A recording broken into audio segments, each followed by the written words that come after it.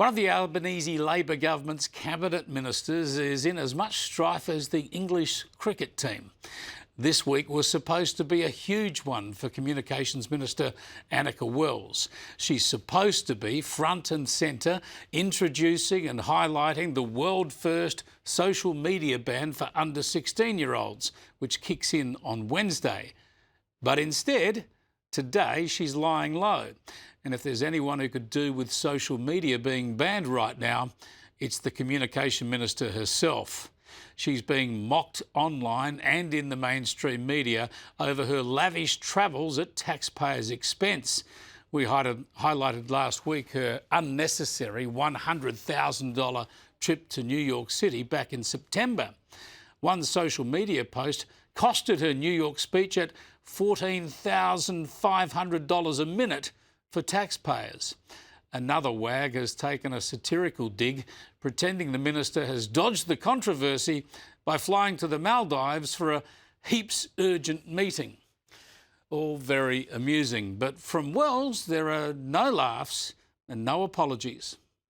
Were you shocked then? When you found out how much it cost, did you go, goodness me, I didn't realise it cost that much? Yeah. Well, I absolutely understand that any ordinary Australian would look in those black and white figures and have a gut reaction. I completely understand that.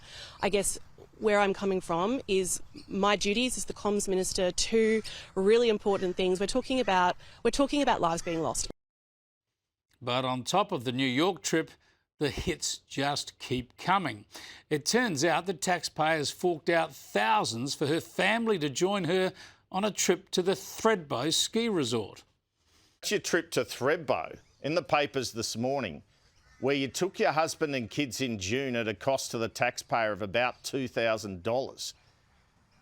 Couldn't you, I assume you were there for a cabinet meeting in Canberra, couldn't you have paid your family cost out of your own pocket and just had your cost on the taxpayer dime?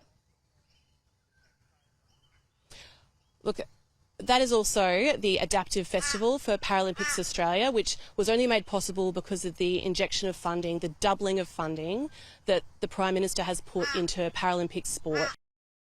Wells is also Sports Minister. She chalked up expensive meals on an Olympian ministerial trip to Paris. What about this $1,000 dinner in Paris? That was with a staffer, the Australian ambassador and another guest. Who was the guest? I believe that was probably a department person. Okay. Yeah, a department official who accompanies us on the trip and supports us in our policy. Do you reckon $1,000 might be a bit much? And there were thousands of dollars more for a work trip to Adelaide that just happened to coincide with a birthday party for a Labor mate. Did you know about your friend's birthday party before you booked this trip and you booked your meetings? I can check the timeline for you, but Andrew, this is a work trip. I follow the guidelines. This trip adheres to the guidelines. It was work travel. And now more revelations. Wells also hit up taxpayers for her husband and kids to join her at the AFL Grand Final. The husband went to 3 grand finals. Nice work if you can get it. And of course, hubby went along too to the Formula One Grand Prix in Melbourne and the Boxing Day test. All at our expense. All's well that works out well for Wells, apparently. All above board, according to the government. The New York trip even had prime ministerial imprimatur.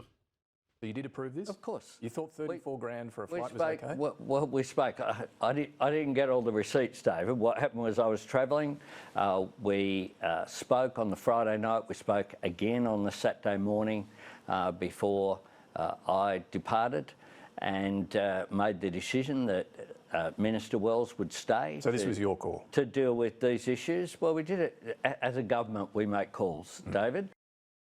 Albanese says his minister has complied with the rules, even though he's not keen to drill into the details.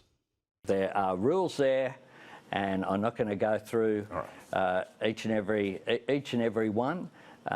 You know, I've got a big job, David. He has got a big job, hasn't he? In fact, when you hear the Prime Minister on this stuff, it sounds kind of familiar. Have a listen. We make decisions as a government, David, and Minister Wells stayed back, and therefore it was, I assume, you know, I don't, this will come as a shock, David, but I don't, you know, ring up and make bookings myself. Yeah, don't blame him. He doesn't make the bookings. It fits into a long-established pattern, doesn't it? I've been travelling in the car, so I'm not. I haven't been advised about that. Of course, state bail schemes are run by the states. The Reserve Bank of Australia are an independent body, and the government doesn't direct them on what to do. This is not my proposal. This is the Australian people's proposal. State and territory governments are responsible primarily for those issues. I don't. This will come as a shock, David, but I don't. You know, ring up and make bookings myself. Yeah, there you go, hey. There's always someone else to flick the hand pass to. The buck never stops with Albo because he's not, well, you know. Albo says it's not responsible, not responsible. She can't answer for the wrong things he gets up to. He thinks is not responsible, not responsible. Yeah, it's funny because it's true. But eventually somebody has to take responsibility. And today the Treasurer made clear that person would not be him. I understand why people are concerned about it. But at the end of the day, these are within the rules. People are concerned about it. Last one. Are you concerned about it, Treasurer? I've answered your question, Does Cam. it concern you, Treasurer? I've answered your question, Cam. Is it fair for taxpayers to be paying for business class flights as part of the family reunion allowance when households are making difficult decisions about electricity bills, school fees, and it's an expensive time of year? Yeah, thanks very much. I refer you to the same answer I gave to Cam a moment ago. Thanks very much. Yeah, you got to think there are as many legs in this story as there are in Anika Wells' travels. And given she has to front up and talk social media bans sometime this week, we can expect fireworks.